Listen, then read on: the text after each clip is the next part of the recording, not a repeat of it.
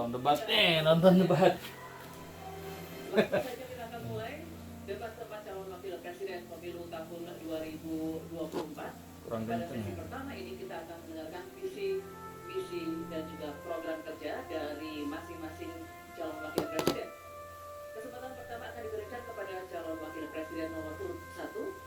Kami persilakan Bapak Muhaimin Iskandar untuk menyampaikan visi, misi, dan program kerjanya. Waktu Bapak 4 menit dimulai dari saat Bapak berbicara. Silakan. Ini pasangan 01. Assalamualaikum warahmatullahi wabarakatuh. Salam. Salam sejahtera untuk kita semua. Hadratus Syekh Kiai Hasyim Asy'ari, pendiri Nahdlatul Ulama, mengatakan petani adalah penolong negeri. Akan tetapi hari ini kita menyaksikan negara dan pemerintah abai terhadap nasib petani dan nelayan kita. Hari ini kita menyaksikan bukti bahwa hasil sensus pertanian BPS menunjukkan bahwa 10 tahun terakhir ini Kurang kenceng lah dikit. telah terjadi jumlah petani rumah tangga kurus. Rumah tangga petani kurus berjumlah hampir 3. Ini artinya 16 juta rumah tangga petani hanya memiliki tanah setengah hektar. Sementara ada seseorang yang memiliki tanah 500.000 hektar, tapi kekuatannya diberikan negara kepada dia. Di sisi yang lain, kita sangat yakin upaya pengadaan pangan nasional dilakukan melalui food estate. Food estate terbukti mengabaikan petani kita, meninggalkan masyarakat adat kita, menghasilkan konflik agraria, dan bahkan merusak lingkungan kita. Ini harus dihentikan. Saudara-saudara sekalian, krisis iklim terjadi dan kita menyaksikan bencana ekologi terjadi di mana-mana. Negara harus serius mengatasinya, tidak hanya mengandalkan proyek giant sea wall yang tidak mengatasi masalahnya. Kita harus sadar bahwa krisis Baru iklim mulai. kenyataan krisis iklim Bun, ikutan, Bun. dimulai dengan Nobar. etika. Sini lah, Bun. Sekali lagi, Iya, etika. seru Nonton ya.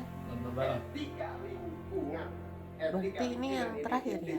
Enggak, ini keempat. Nanti setelah ini debat presiden.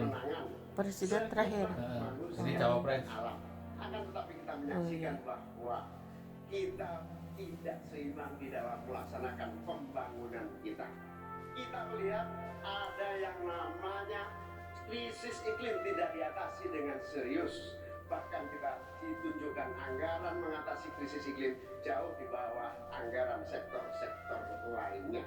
Hadirin saudara sekalian setanah air yang saya cintai. Dengan kesadaran ini, maka kita harus kembali bahwa pembangunan nasional, bahwa kebijakan nasional harus berpijak kepada yang namanya keadilan. Keadilan iklim, keadilan ekologi, keadilan antar generasi, keadilan agraria, dan tentu keadilan sosial. Saudara-saudara sekalian, rakyat harus dilibatkan. Rakyat tidak boleh ditinggal karena pemilik negeri ini rakyat. Pemerintah hanyalah pelaksana dari pemilik negeri ini. Oleh karena itu, desa harus menjadi titik tunggu pembangunan. Petani, nelayan, peternak, masyarakat adat harus menjadi bagian utama dari program pengadaan pangan nasional. Reforma agraria harus menjadi kepastian distribusi lahan bagi para petani kita. Energi baru dan terbarukan harus digenjot, bukan malah dikurangi targetnya, diturunkan targetnya. Karena itu kita harus lakukan perubahan. Kita tidak boleh diam. Perubahan menghadapi masa depan kita dan generasi yang akan datang. Para petani dan seluruh warga bangsa yang terlibat, negara menunggu langkah kita bersua. Kita semua harus menghadirkan perubahan untuk Indonesia yang lebih baik. Teng. Wah, pas ya? Pas. Sekarang giliran nomor 2 ya. Iya. Bapak Ibu cukup. Nanti kita berikan waktu di terakhir. Selanjutnya, kami persilakan calon wakil presiden nomor urut 2, Bapak Gibran Rakabuming Raka, untuk menyampaikan visi, misi, dan program kerja. Waktu Bapak 4 menit dimulai Assalamualaikum warahmatullahi wabarakatuh. Salam sejahtera, salam, Om Swastiastu, Namo Buddhaya, salam kebajikan. Indonesia ini negara besar. Kita harus bersyukur Indonesia memiliki sumber daya alam yang sangat kaya. Di antaranya kita punya cadangan nikel terbesar di dunia, timah terbesar nomor 2. Oleh karena itu, program hilirisasi harus dilanjutkan dan diperluas cakupannya. Tidak hanya hilirisasi tambang saja, tapi juga hilirisasi pertanian, sektor maritim, dan juga hilirisasi digital. Intinya, kita tidak boleh lagi mengirim barang mentah. Untuk mengurangi ketergantungan pada energi fosil, kita akan dorong transisi menuju energi hijau, seperti bioaftur, biodiesel, dan juga bioetanol. Yang sudah dilakukan meliputi B35 dan B40. Potensi energi baru terbarukan kita sudah luar biasa sekali. Bisa mencakup 3.686 gigawatt yang meliputi energi surya, angin, air, bioenergi, dan juga panas bumi. Oleh karena itu, kerjasama pentahelix wajib untuk didorong. Bapak Ibu yang saya hormati, teman-teman sesama anak muda, jika agenda hilirisasi, pemerataan pembangunan, transisi menuju energi hijau, ekonomi kreatif, UMKM bisa kita kawal, insya Allah akan membuka 19 juta lapangan pekerjaan untuk generasi muda dan kaum perempuan. 5 juta diantaranya adalah green jobs. Green jobs ini adalah peluang kerja di bidang pelestarian lingkungan. Green jobs ini adalah tren peluang kerja masa kini dan masa depan. Untuk mendorong kesejahteraan petani, akan kita dorong terus ketersediaan pupuk dan bibit yang mudah dan murah. Untuk menjaga stabilitas harga pangan, akan kita optimalkan peran dari TPID, ID Food, Bulog, dan Badan Pangan. Untuk meningkatkan produktivitas para petani, akan kita dorong terus mekanisasi. Generasi muda akan kita dorong melalui smart farming. Agenda reforma agraria akan kita lanjutkan juga terkait kepemilikan tanah dan juga pemanfaatan tanah yang lebih berkeadilan. Program PTSL, redistribusi tanah, dan One Map Policy akan dilanjutkan. Anggaran dana desa sudah terbukti menurunkan angka desa tertinggal dan meningkatkan angka desa berkembang dan mandiri. Oleh karena itu, anggaran dana desa akan ditingkatkan sesuai dengan kekuatan fiskal di dalam negeri.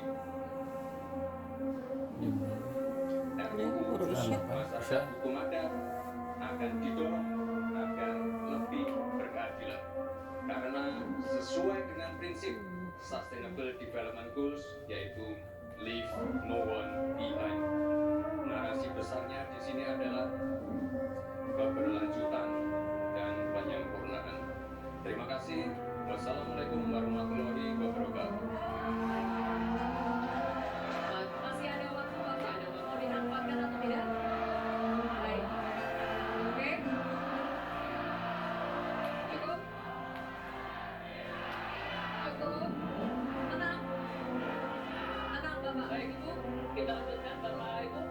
Kita lanjutkan. Cukup. Oh, sekarang mah perempuan dua-duanya ini. Bisa berkasih, kita lanjutkan ya. Baik.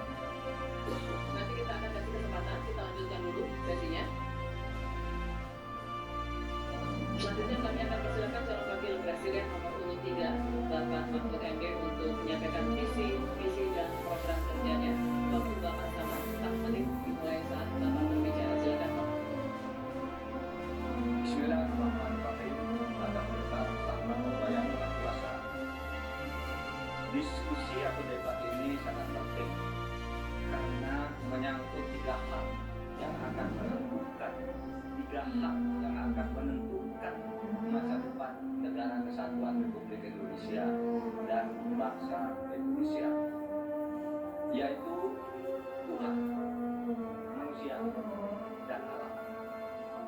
Di dalam kearifan lokal, Ini kita deh. misalnya di Jawa dan Bali Ya, ada Gazan. 9 Trihita Karana.